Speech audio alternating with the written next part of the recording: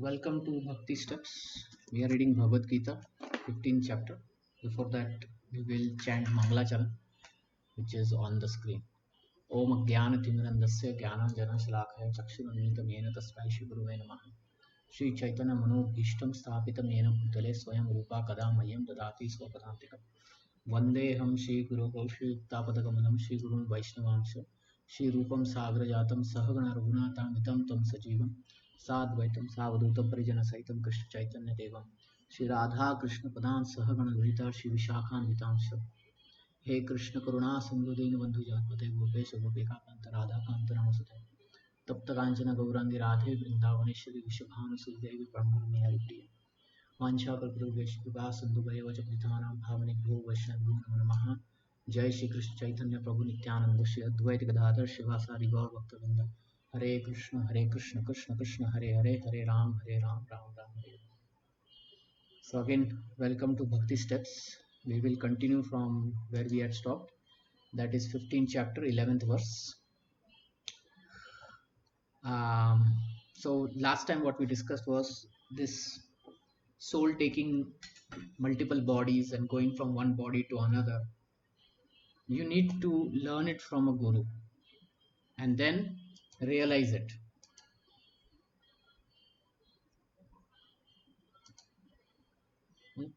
And then realize it, just changing of bodies and all this. So we learn it from Bhagavad Gita, and then when we practice devotional service, we start realizing that we are separate from the body. Okay, that our realization increases more. Just like one needs to be trained in electronic engineering to understand how the automatic doors work. Similarly, we need to be trained in this kind of knowledge to see the soul taking new bodies. Okay. So the same thing. The enduring transcendentalists who are situated in self-realization can see all this very clearly, but those whose minds are not developed and who are not situated in self-realization. So we need to practice. Just hearing about this knowledge is also not important. We need to practice it in self-realization. Okay, we need to practice this spiritual life. So those who are not situated in self-realization cannot see what is taking place, though they may try to. Okay, can someone read this highlighted section?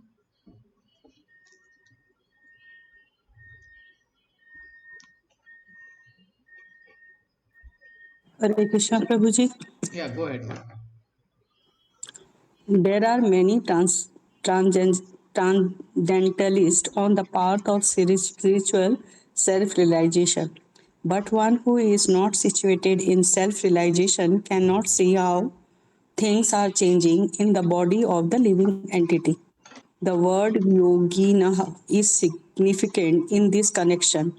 In the present day, there are many so-called yogis and there are many so-called associates of yogis, but they are actually blind in the manner of self-realization.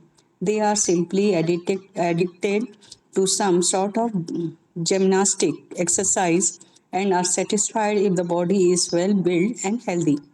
They have no other information. They are called yatanto. Yatanto api akratat manaha. Even though they are enduring in a so called yoga system, they are not self realized. Such people cannot understand the process of transmigration of the soul. Only those who are actually in the yoga system and have realized the self, the world, and the Supreme Lord, in other words, the Bhakti yogis, those engaged in pure devotional service in Krishna consciousness can understand how things are taking place. So, today we see many yoga studios popping up in every corner of the city, right? There are many yoga studios. And what do they talk about yoga as? Even the World Yoga Day. What does everyone do on that day? Simply exercise, Prabhu. Yeah, it's simply exercise. So actually, yoga includes yoga sanas. So what they actually do is just yoga asanas and pranayams. They are just focusing on yoga asanas and pranayams. But yoga is much more than that. The whole purpose of yoga asanas and pranayams is to control the mind and senses so that one can meditate. Okay, one can then meditate on the supreme. So, but what happens is people are just looking at yoga asanas and calling it as yogas, and they are just using it to keep their body fit and healthy. So they may not understand the higher purpose of yoga system, as they are not self-realized. So practice of yoga is not simply practice of yogasanas and pranayams. Okay, it is much more than that. It is Shravanam Kirtanam Vishnu. Like if we talk about Bhakti Yoga, it is Shravanam Kirtanam Vishnu Smaranam Pada Sevanam. 9 processes of Bhakti. Even in Dhyan Yoga, there are uh, 8 steps to Dhyan Yoga.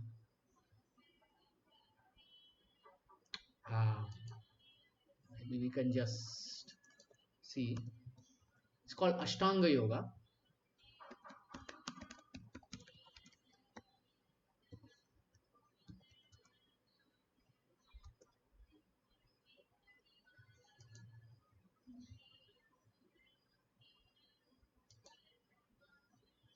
Starts with Yama, Niyama, Asana, Pranayam, Pratyahara, Dharana, Dhyana, Samadhi.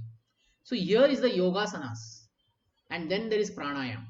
So people are just doing these two. Yams are to do, Niyamas are not to do.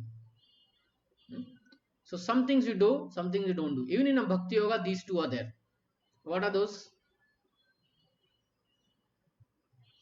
4 regulative principles. No meat eating, no intoxication, no gambling, no illicit sex. That is not to do. Then to do is sattvic food, ABCD, association, books, chanting, diet. Asana, pranayam is not exactly like Ashtanga yoga, but we need to sit properly and chant, control our breathing and chant like that. Pratyahara, dharana, dhyana, samadhi. So like this, there are 8 steps in the Ashtanga yoga system. Okay, so people have no idea about this. They are only stuck at, or not stuck at, they only use only 2 things, asanas and pranayams. So how can they realize? Right? They may not understand all this soul and transmigration and karma and all this. They are happy with keeping their bodies fit. Okay. The splendor of the sun which dissipates the darkness of this whole world comes from me, and the splendor of the moon and the splendor of fire also comes from me. So now Krishna talked about um, those who are able to see the transmigration of soul. Okay. Now what he is saying is how he is. Just hold on for a few seconds.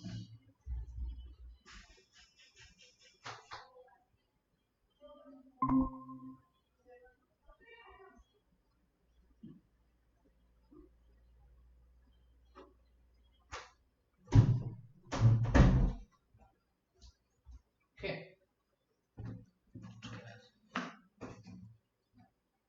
Yeah. So what is Krishna going to tell in 2 verses is how everything comes from him. How everything comes from him. So first thing is the splendor of the sun. The sun gives light. That comes from Krishna. The darkness also comes from Krishna. And the splendor of the moon and the splendor of fire both comes from Krishna. We like to walk in the moonlight. The fire gives us light and warmth. All of this comes from Krishna.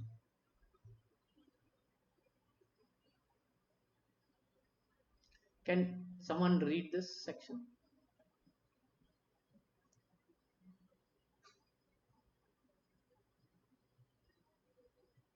Can someone read? Hare Krishna, Prabhuji. Go ahead.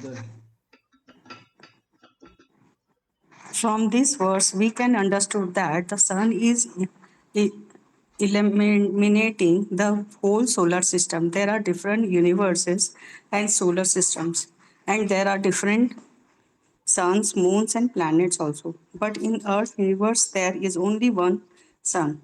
As stated in Bhagavad Gita 10.21, the moon is one of the stars. Nakshatram Gaham Sasta. Sunlight is due to the spiritual effulgence in the spiritual sky of the Supreme Lord. With the rise of the sun, the activities of human beings are set up. They are fire to prepare their foodstuff, they set fire to start factories, etc. So many things are done with the help of fire. Therefore, sunrise, fire, and moonlight are so pleasing to the living entities. Without their help, no living entity can live. So, if one can understand that the light and splendor of sun, moon, and fire are emanating from the Supreme Personality of Godhead, Krishna, then once Krishna consciousness will begin. By the moon sign, all the vegetables are nourished. The moon sign is so pleasing that people can easily understand that they are living by the mercy of Supreme Personality of Godhead Krishna. Without His mercy, there cannot be sun. Without His mercy, there cannot be moon. Without His mercy, then there cannot be fire. And without the mercy, without the help of sun, moon, and fire, no one can live. These are some thoughts to provoke Krishna consciousness in the conditioned soul. Yeah. So all these things are coming from Krishna. So that will make us conscious of Krishna in all these things. Just like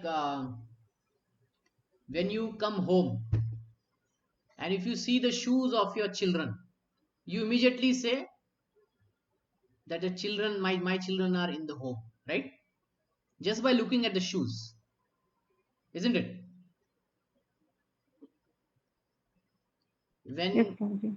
yeah, there are so many things. If you see the vehicle of your father, you immediately come to know, okay, my father is here. So we connect things to persons, right? To whom they belong and all that. Similarly, sun, moon, fire, Krishna is saying they all come from me. So now whenever we look at these things, we connect it to that.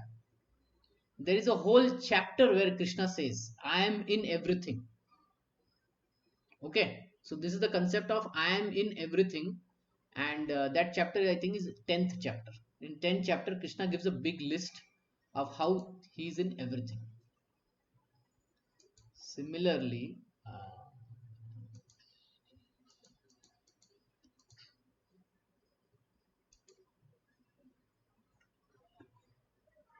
like if you read the 10th chapter, you will get this whole idea.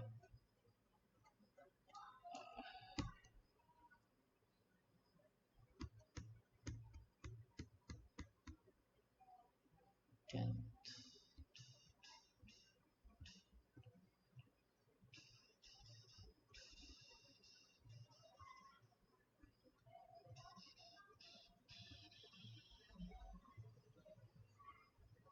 Is it 10th? Yeah. So from 10:20 to 39, he says, of all the demigods, I am Indra. Of Adityas, I am Vishnu. Of Maruts, I am Marich. Of Rudras, I am Shiva. So that doesn't mean Shiva, it means the divinity in Shiva. The Yakshas and Rakshas, Kuvera, the best person in that, okay? The essence of it, the substance of it is Krishna. If Kuvera is Lord of the world, who is providing him the position, the wealth, everything? That is Krishna. In the Vasus is Agni, general is Kartikeya. So like that, he gives all kinds of lists. So this gives us understanding of how Krishna is in everything. Of the beast, he is lion. So when we see a lion, we come to know the ability of Krishna in lion, right? In birds, I'm Garuda. When you look at Garuda, we can see that Krishna is within Garuda, right? Like that. I am Om. So when we chant Om, we know we are chanting Krishna. I am water. I am taste of water. like this. So this whole concept Krishna again says in two verses that I am in sun, moon, fire. From me comes everything. I enter into each planet, and by my energy they stay in orbit. I become the moon and thereby supply the juice of life to all vegetables. So we know sun is required to grow the plants, right? We need to keep the plants and water it and keep it in the sun. But do we know what is the function of the moon then? The function of the moon is it supplies the juice. That means in every vegetable, in every grain, there is different taste, right? Every vegetable tastes differently, isn't it? So who is giving that taste? That is coming from the moon. That's coming from the moonlight.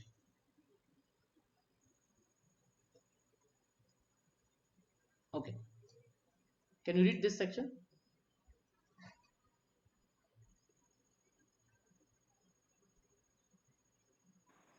Okay, Prabhuji.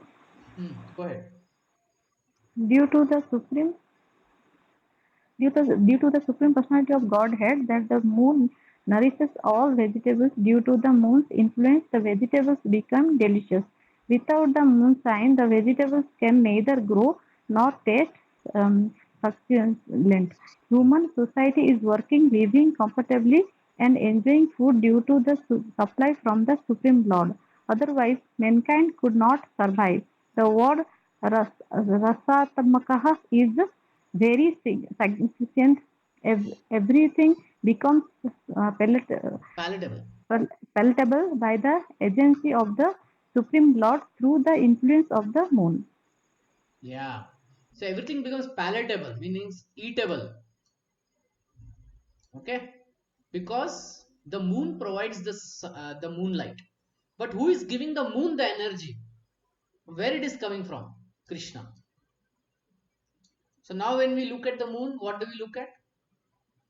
What do we understand?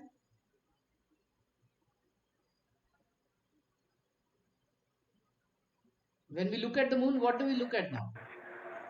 Krishna Krishna has given the ability to the moon. Yeah. Just like,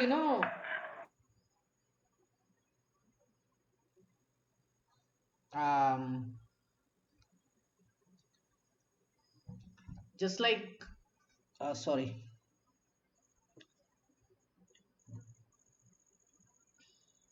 Just like, we see things of our family members and then we think of our family members, right? If we, like I was talking about the shoes, the clothes of the children, then we think about the children, right? So similarly, when we look at the moon, now we will look it at like uh, Krishna, yeah. Okay, few more things Krishna gives. I am fire in the digestion in I am fire of digestion in the body of all living entities, and I join the air of life, outgoing and incoming, to digest the four kinds of foodstuffs. So is there fire in our body? In our stomach, is there a fire? Yes, Prabhu, it is there. How it is there? It, in terms of energy, it helps us to digest whatever we eat. What is that energy? Some acid, we say. Yeah, so there Some are acids in uh, our body, right? So if you remember chemistry classes, if we mix two acids, they would burn. There can be smoke coming out, there can be fire coming out from it, right?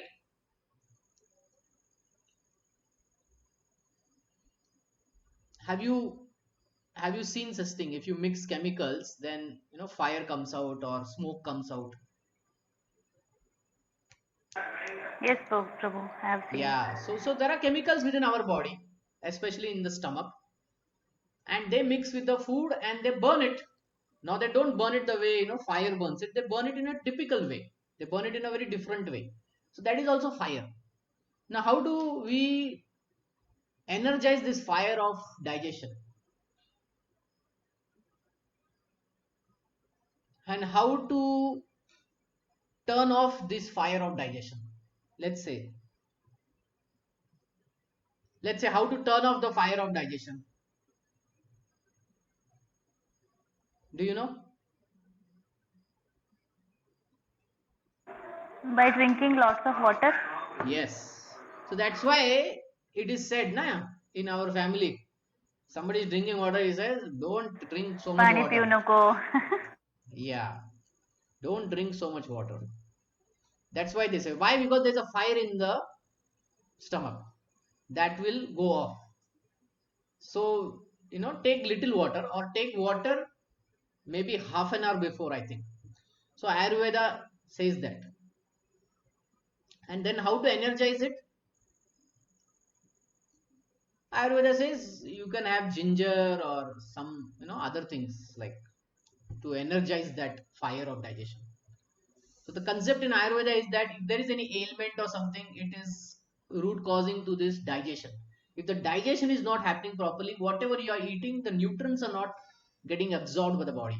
Because the nutrients are not getting absorbed by the body, there are some lacking in the body, which is creating ailments in the body. Therefore, there are diseases. So much of the focus in Ayurveda goes to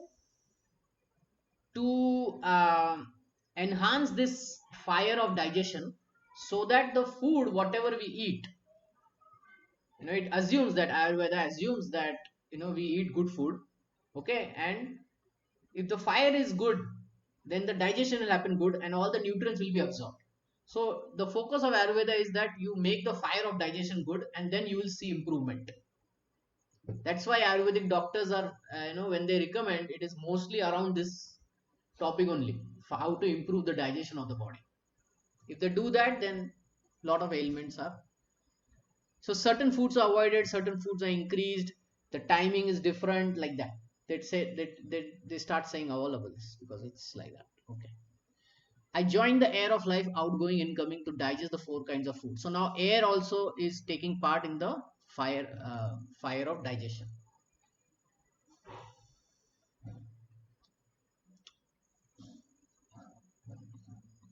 Okay, can someone read this section? Yes, Am I Prabhuji. audible, Prabhu? Yeah, go ahead. According to Ayurvedic Shastra, we understand that there is a fire in the stomach which digests all foods in there. When the fire is not blazing there, there is no hunger. And when the fire is in order, sorry, What? Sorry. Prabhu, no, it was not visible to me. I think my network is not good. Okay. Someone else can read if you are not And able to. Are you able to see now? Yes, sir. Yes, Prabhuji, may I read? Go ahead. Go ahead. Okay. And when the fire is in order, we become hungry. Sometimes when the fire is not going nicely, treatment is required. In any case, this fire is representative of the Supreme Personality of Godhead. Vedic mantras, Brad Aranyaka Upanishad 5.9.1 also confirm that the Supreme Lord of Brahman is situated in the form of the fire within the stomach and is digest all kind of foodstuff. I am Agnir Vaisvanar Yo Yam Ananta Purusho Yana Dema Anam uh, Prasyate. Therefore, since he is helping the digestion of all kind of foodstuff, the living entity is not independent in the eating process. Unless the Supreme Lord helps him in digesting, there is no possibility of eating. He thus produces and digests foodstuff, and by his grace we are enjoying life. Yeah. Okay. Now this is a very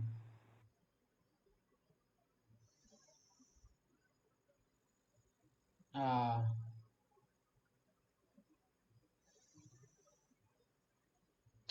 this is a very important verse. So we'll go to the Sanskrit and we will recite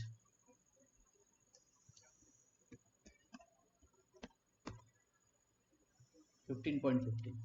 सर्वस्य चाहं हृदय सन्निविष्टो मतः स्मृतिर्ज्ञानमपोहनं च वैदेश्य सर्वैरहमेव वेद्यो वेदान्तकृत् वेदविदेव चाहम् सर्वस्य चाहं हृदय सन्निविष्टो I am seated in everyone's heart. Hriday is hriday, heart. Matah smritir jnanam apohanam. So as a Paramatma, Krishna gives what? Three things he gives. Smritir, jnanam, apohanam. Smritir means remembrance. Jnanam means knowledge. Apohanam means forgetfulness. Three things Krishna is giving us. Remembering us of what we need to remember. Knowledge. He's giving us knowledge so that we can live in this world. And forgetfulness. So sometimes we do need to forget, like our past life, we need to forget. And if we want to enjoy in this particular life, we need to forget certain things. So that forgetfulness Krishna gives. Vedesh sarver aham ev vedyo. From all the Vedas, I am to be aham. Aham means I am. I am to be known. Vedanta krit veda videvacha. I am the compiler of Vedanta. So this is a very important verse. So Krishna says multiple things. First of all, he says, I am sitting in everyone's heart. That means he is the Paramatma. He is the 400 form Vishnu. And he gives remembrance, knowledge, forgetfulness. So who is giving all these three things? Krishna is giving. From whole the Vedas, I am to be known. Now this is the purpose of the Vedas. The purpose of the Vedas is Krishna.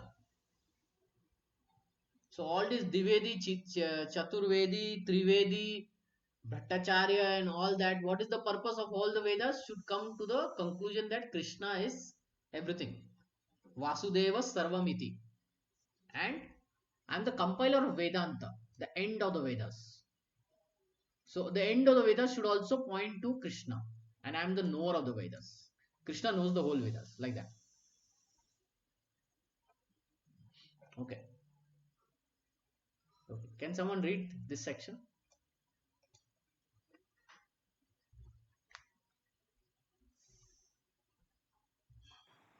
Yes, Prabhuji.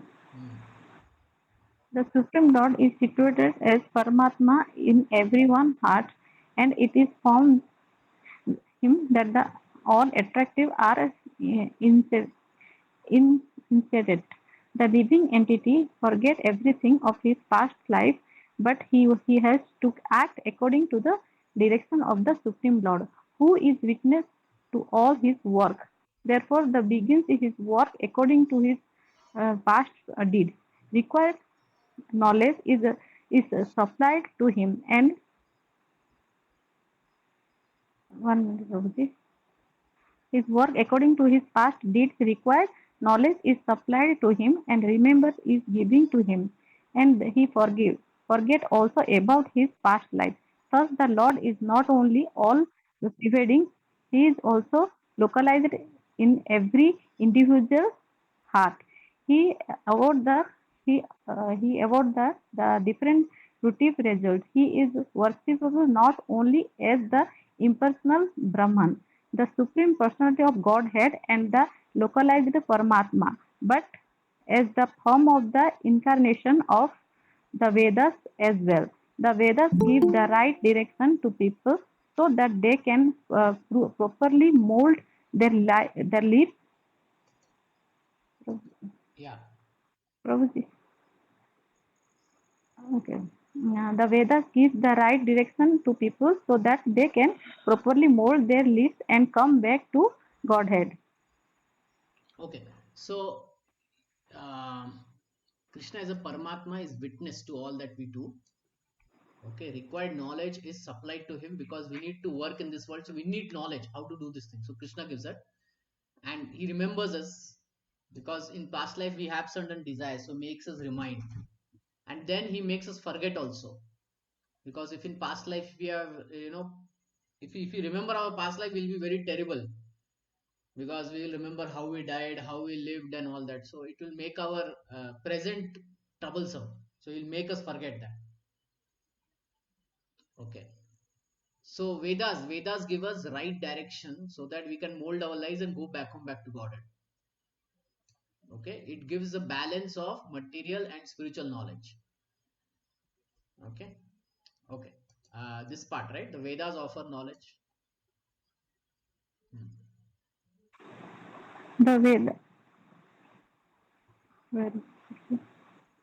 The Vedas offer knowledge of the Supreme Personality of Godhead, Krishna, and Krishna in his incarnation as Vyasadeva is the compiler of Vedanta Shastra. The, commentation on the Vedanta Shastra by Vyasadeva in the Srimad Bhagavatam gives the real understanding of Vedanta Shastra.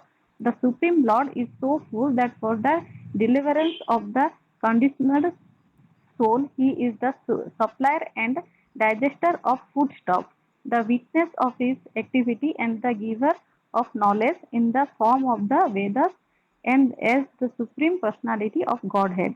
Sri Krishna, the teacher of two Bhagavad Gita, he is worshipped by the conditioned soul. Thus, God is all good, God is all merciful.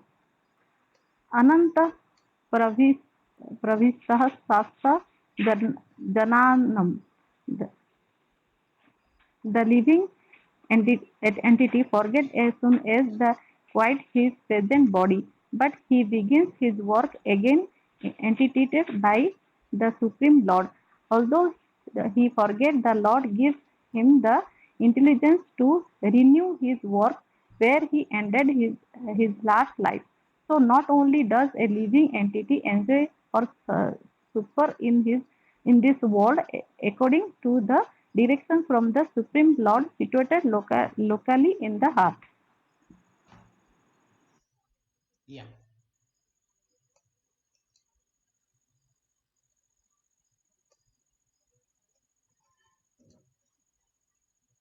Can you continue? Yes, Prabhuji. Hmm. But he receives the opportunity to understand the Vedas from him. If one is curious about understanding the Vedic knowledge, then Krishna gives the required intelligence. Why does he present the Vedic knowledge for understanding? Because a living entity individually needs to understand Krishna Vedic literature uh, Confirms confirm this. where is Prabhuji? 1 minute, Prabhuji. So Sarver Vedar Giyate. In Okay, all the Vedic literature, okay, literature beginning from the four Vedas, Vedanta Shastra and the Upanishad and Puranas. Puranas. The glories of the Puranas, the glories of the Supreme Lord are celebrated by performance of Vedic ritual discussion, the Vedic philosophy and worship of the Lord in their devotional service. He is attained, therefore, the purpose of the Vedas is to understand Krishna. The Vedas gives us direction by which to understand Krishna and the process of realizing Him. The ultimate goal is the Supreme Personality of Godhead. Vedanta Shastra 114 confirm this in the following words. Sat to samanyavate navayat. One can attain perfection in the three stages. By understanding Vedic literature, one can understand his relationship with the Supreme Personality of Godhead. By performing the different process, one can approach him, and at the end, one can attain the supreme goal, who is no other than the Supreme Personality of Godhead. In this verse, the purpose of the Vedas, the understanding of the Vedas, and the goal of the Vedas are clearly defined. Okay.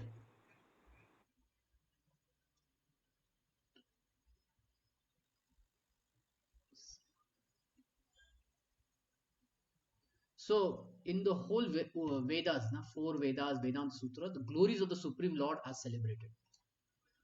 Basically, Krishna is glorified everywhere. So that we need to identify. Okay, it is there, but we need to identify, and uh, only the learned can tell us how Krishna is only glorified. Hmm?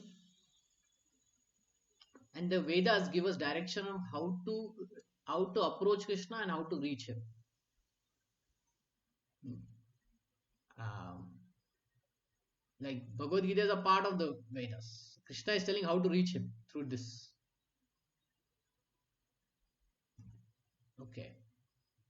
And in this verse, we come to know what is the purpose of Vedas. That is to, and what is the goal of the Vedas, what needs to be understood from the Vedas. Everything is Krishna only. The goal is Krishna, purpose is to know Krishna, and the understanding from the Vedas is to understand Krishna, like that. Now another set of few interesting verses, these are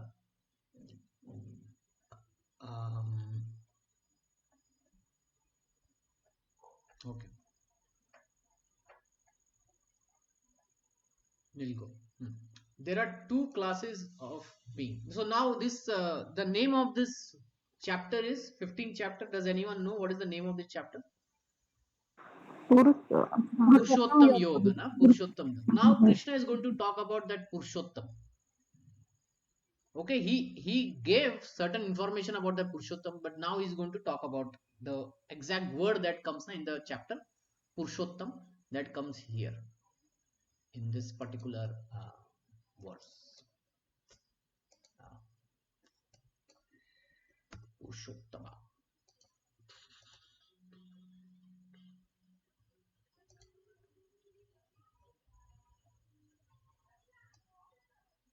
So after like 15,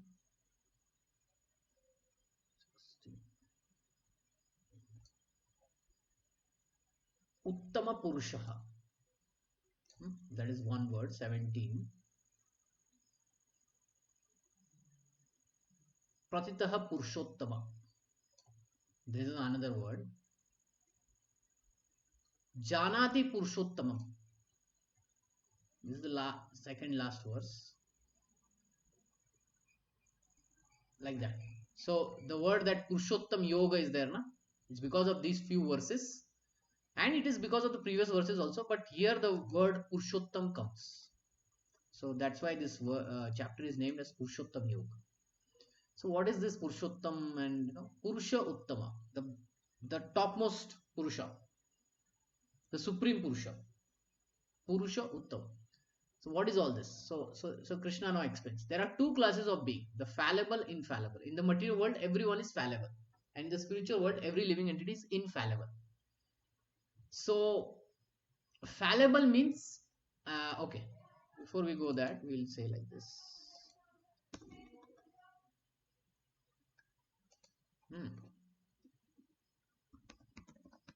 Krishna, he has three types of energy.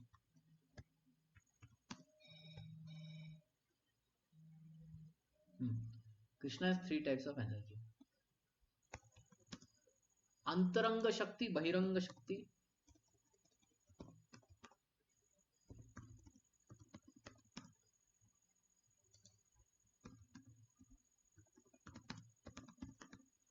And Tathastha Shakti.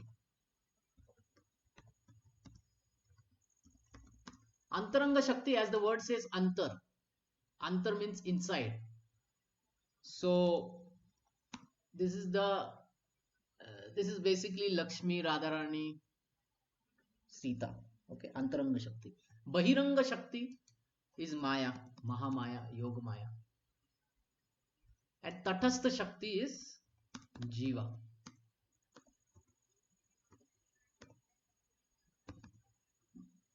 Tathastha means on the border.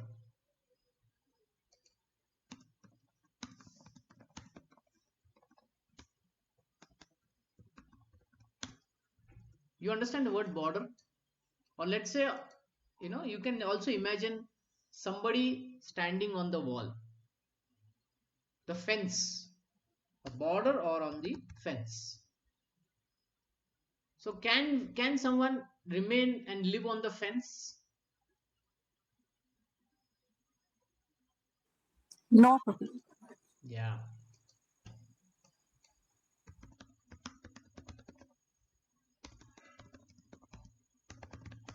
Let's see. So many pictures are there. Can someone remain like this on the fence? Tathastha Shakti. So they will be on the border. So they have to either land on that side of the land or come on this side of the land, right? Then only one will be safe, isn't it?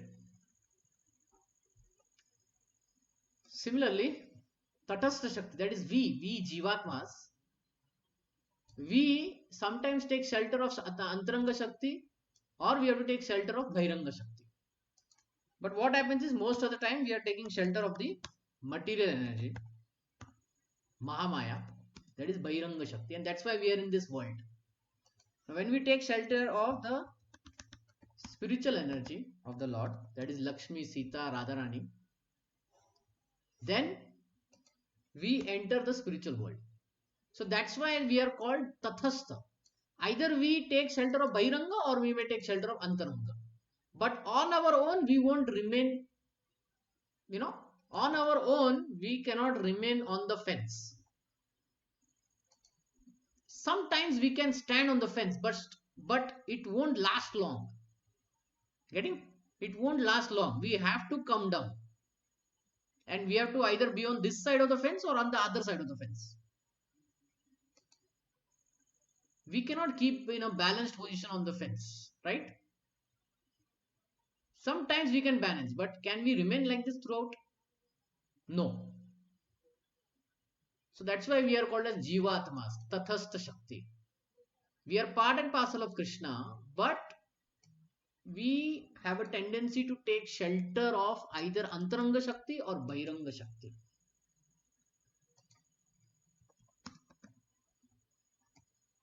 You can also say like Yogamaya or Mahamaya.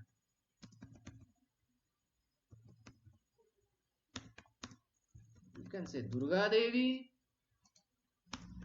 or you can say Lakshmi, Sita, Radharani.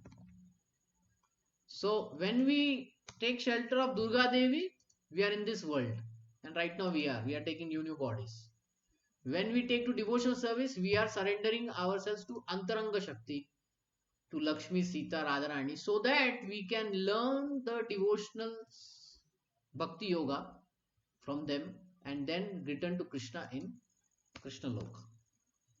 Getting? This is our position, Tatastha Shakti. Why did we tell? Because Tatastha Shakti is fallible. Fallible means it can fall into the material world, and infallible means they cannot fall.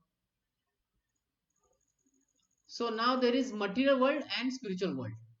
So in the material world, we are living, right? So we are fallible. We have taken shelter of which Shakti have we taken shelter of? Mahamaya. Bhairanga Shakti. Yes. So we are all fallible people. Now those souls who are in the spiritual world, they have taken already shelter of Antaranga Shakti. Okay. They have taken shelter of Antaranga Shakti. Sorry. They are infallible. Okay, so Jivatmas are two types, fallible, infallible. Does it help understand? There are two types, fallible, infallible. Any question on this? Any question? Is this concept clear? No, Prabhu. Yes, Prabhu. No or yes? No, Prabhu. What no? We understood. You understood, okay. No questions, but you understood. Yes. Okay, fine. Yes. Because after this, Krishna is going to talk Yes. something really amazing. Okay, in the 17th verse, he's going to talk something really amazing. So I want you to be very clear that living entity is one section is fallible, another section is infallible. Okay. Infallible. Keep this in mind. Now let's read this. Can someone read this? Hare Krishna. Prabhu. Yeah, go ahead. As already explained, the Lord in his incarnation as Vyasdeva compiled the Vedanta Sutra. Here the Lord is giving in summary the contents of the Vedanta Sutra. He says that the living entities who are innumerable can be divided into two classes, the fallible and the infallible. The living entities are eternally separated parts and parcel of the Supreme Personality of Godhead.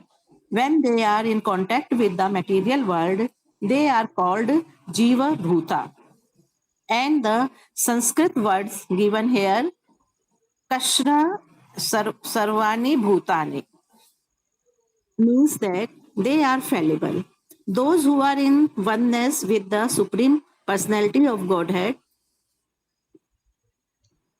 however, are called infallible. Oneness does not mean that they have no individuality, but that there is no disunity. They are the agreeable to the purpose of the creation of course, in the spiritual world, there is no such things as creation. But since the Supreme Personality of Godhead, as stated in the Vedanta Sutra, is the source of all emanation, that conception is explained. आगे पढ़ना प्रभु जी. Um, yeah, read from this section, the living entities. The living entities who are struggling in this world with the mind and five senses have their material bodies which are changing. As long as a living entity is conditioned, his body changes due to contact with matter.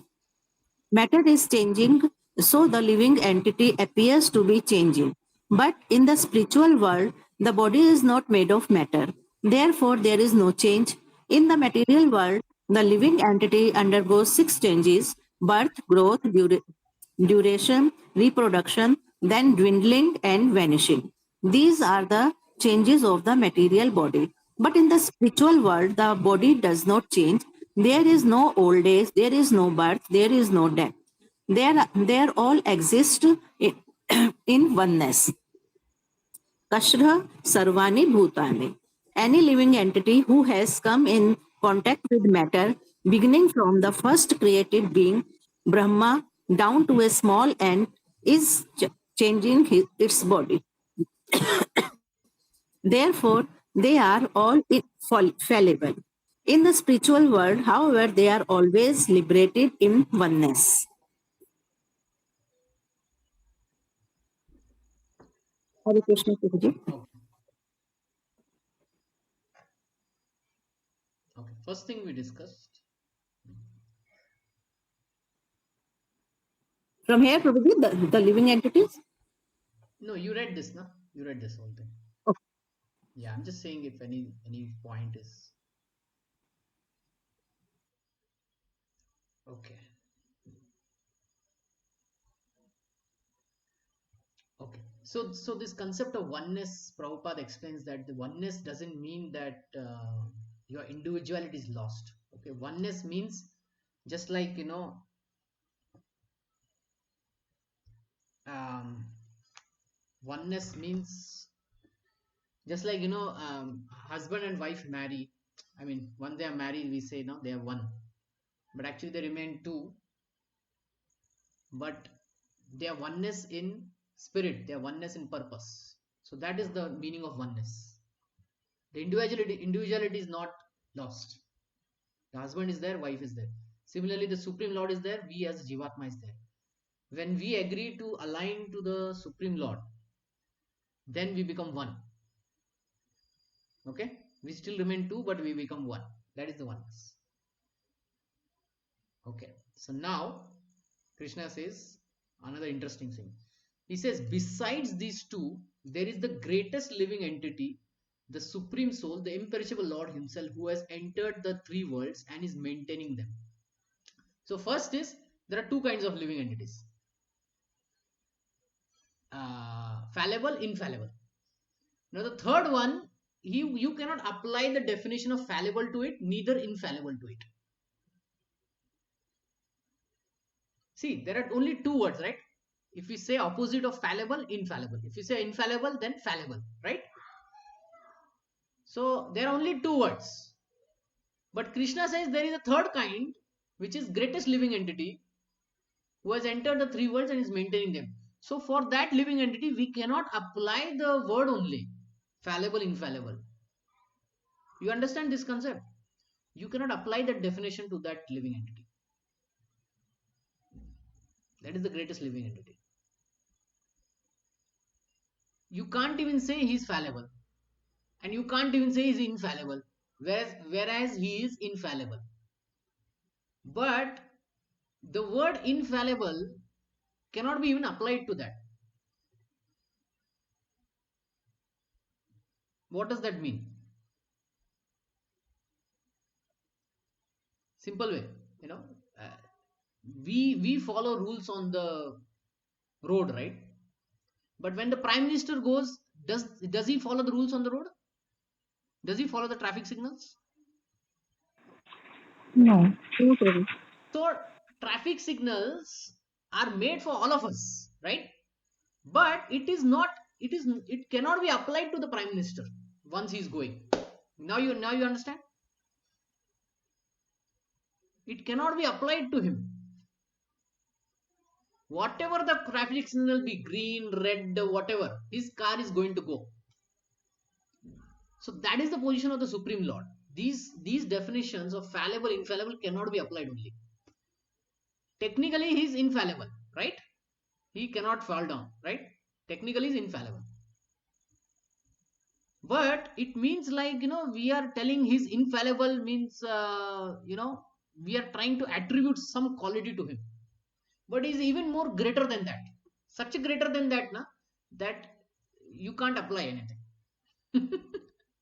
Okay. What I mean is, there are two sides of the coin. Yes, there is head and tails.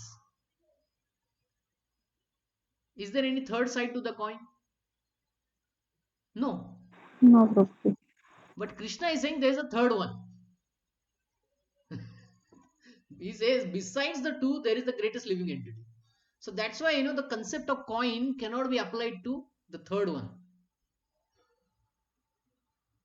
See, if you have to apply 3, then you have to say it's a triangle, right?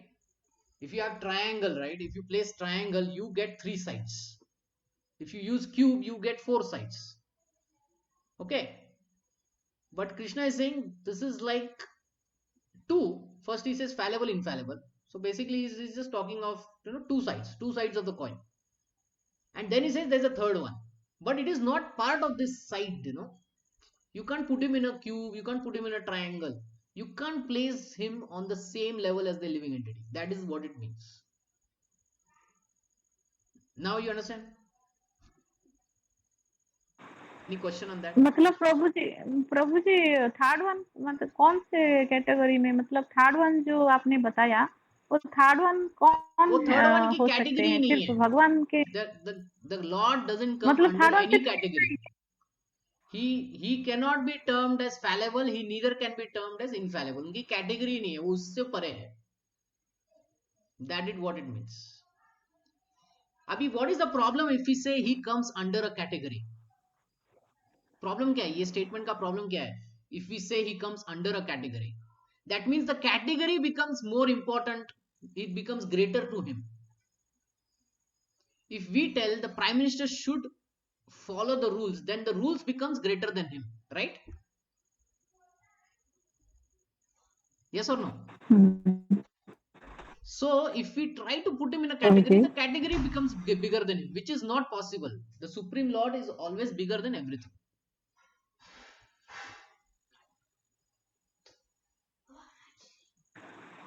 तो इसका मतलब है प्रभु जी मतलब कृष्णा के अलावा वो third में कोई नहीं है. The thing is, if we put him under category, right, then we may think we can become equal to him.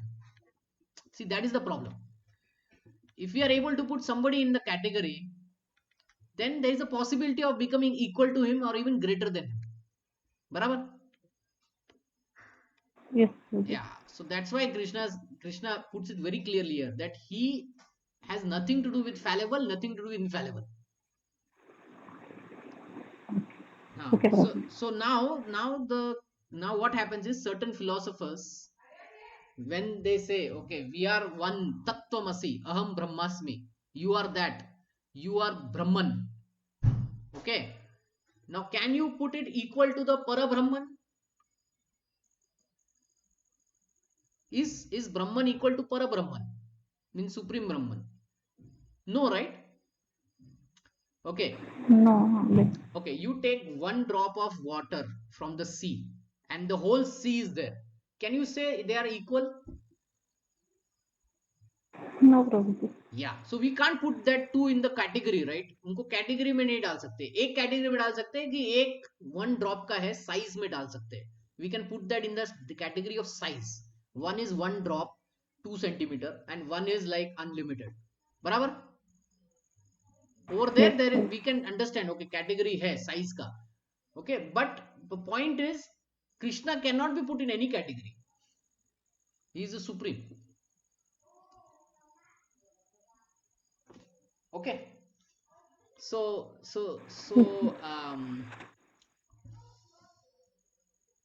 the concept, like, we become one with God, brahman में लीनी हो गए and all that, it tends to people like, okay, हम लोग भी भगवान बन गए.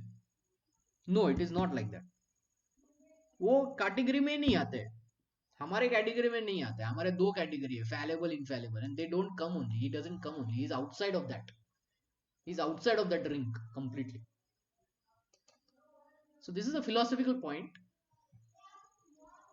So it's a philosophical point, but if we are understand this thing, then क्या है ना कि कुछ लोग बोलते बोलते बोल जाएंगे कि आप भी भगवान बन सकते हैं. So we should not get we should not get confused by that statement, that we can become. So they may tell, then how do we refute it? Then we have to refute it with these two verses. We have to say there is a living entity, Shara and Ashara. And Krishna is saying there's a third one who is neither Ashara, neither Shar. Okay, he's beyond. Now, this is the point. I am transcendental, beyond both fallible and infallible. Because I am the greatest, I am celebrated both in the world, in the Vedas, as that supreme person, as Purushottam. Now you understand? These three verses help us understand that, when we become one with God, we don't become equal to Him. We simply become infallible. But He is transcendental to infallible also.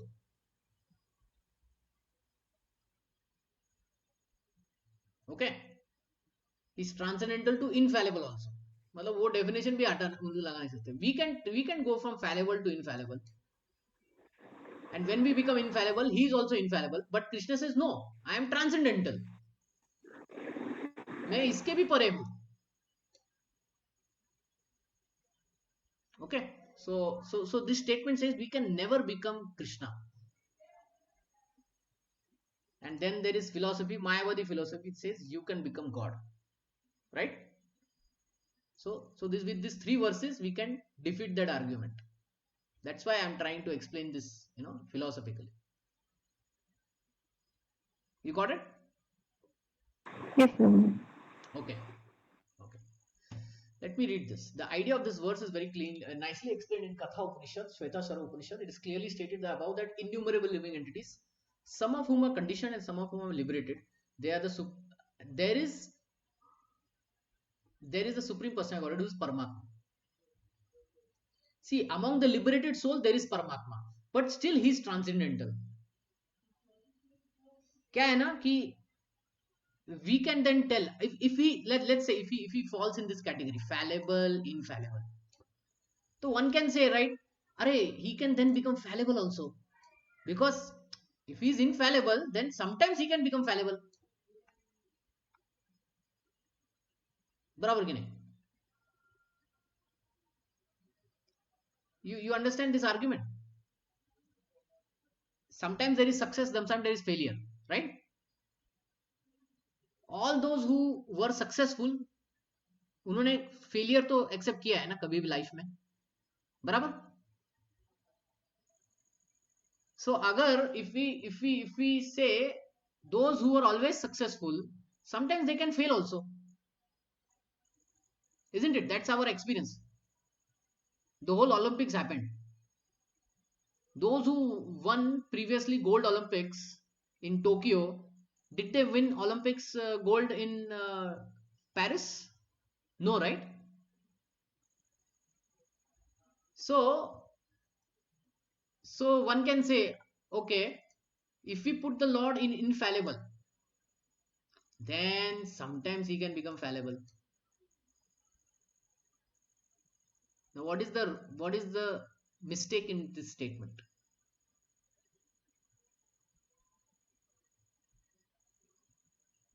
You need to tell me what is the mistake in this statement. If I say the Lord is infallible, which actually there are statements in the Vedas which says Lord is infallible, but there's a problem with that statement. There's a slight problem with that statement. Tell me, anyone? See, the problem is if somebody is infallible, he can become fallible also. But Krishna very specifically in the 18th verse is saying, I'm transcendental, beyond fallible, infallible. So the statement that he is infallible is just to explain him, is just to explain that he is transcendental. It is not a complete statement, okay? He is infallible and beyond infallible. That is what it means. Okay, let me finish this. It is clearly stated that above the innumerable living entities, some of who are conditioned, some are liberated, and then there is Supreme Personality who is Paramatma. Okay, some are conditioned, some are liberated, then there is Supreme Personality who is Paramatma. The purport is that among all living entities, both conditioned and liberated, there is one Supreme Living Personality, the Supreme Personality who maintains them and gives them all facility of enjoyment according to different work. That Supreme Personal Godhead is situated in everyone's heart as Paramatma, a wise man who can understand him to be eligible to attain perfect peace, not to others. Let us do this one also. Because I am transcendental beyond both the fallible and infallible, because I am the greatest, I am celebrated both in the worlds and in the Vedas as that Supreme Person. So Krishna says, I am that Supreme Person who is beyond the category of fallible and infallible. No one can surpass the Supreme Personal Godhead Sri Krishna. Neither the conditioned soul nor the liberated soul. See, very clearly, the acharyas have explained that you cannot surpass him. So you cannot even tell he is infallible. But he is infallible. But you cannot say the other thing, he is fallible. Okay. That means वो definition ही apply नहीं कर सकते. वो definition is like, बताने के लिए कि okay, it is like this. He is therefore the greatest of all personalities. Now it is clear here that the living entity and the Supreme Personal Godhead are individuals. The difference is that living entity, either in the conditioned state or in the liberated state, cannot surpass in quantity the inconceivable potency of the Supreme Personal Godhead. Okay, this thing I was telling. They cannot surpass in quantity. Qualitatively they are one, but quantitatively they are different. Barabar? Because one drop of sea is not equal to the sea. Right? Any question at this point? It is incorrect to think that the Supreme Lord and the living entities are being on the same level or equal in all respects. See, this statement is trying to explain that will you say they are on the same level then? If I say, okay, he's infallible. So suddenly we know infallible, he's also infallible, he's also not they are on the same level. Is it like that? No, that is also incorrect. Are they equal or are they on the same level? No. There is always question of superiority, inferiority between the personalities. The word Uttama is very significant. No one can surpass the Supreme Personal Godhead. The word Loke signifies in the Paurusha Agama scripture, Smriti scriptures, as confirmed in Nirukti dictionary, Lokayate Vidyartho Anya. The purpose of Vedas is explained by the Smriti scriptures. The Supreme Lord is localized aspect of Paramatma is also described in the Vedas themselves. The following verse appears in the Vedas, Chandogya Upanishad, which says that the super soul comes out of the body, enters the impersonal Brahmajyoti, then in his form he remains in his spiritual identity. That supreme is called the Supreme Personality. This means that Supreme Personality is exhibiting and diffusing his material effulgence, which is the ultimate illumination. That Supreme Personality also has a localized aspect of Paramatma by incarnating himself as the son of Satyavati and Parashara. Vyasadeva, he explained the Vedic knowledge as Vyasadeva. So this is very technical, but if we want to understand it one line, this is what it means. It is incorrect to think that Krishna is equal to other living entities or they are on the same level to him. Okay. Okay. So let's stop here and open for some questions or comments. Any question or comments?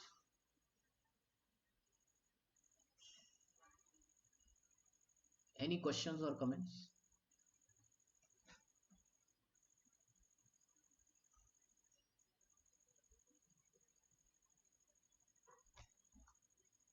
Any questions?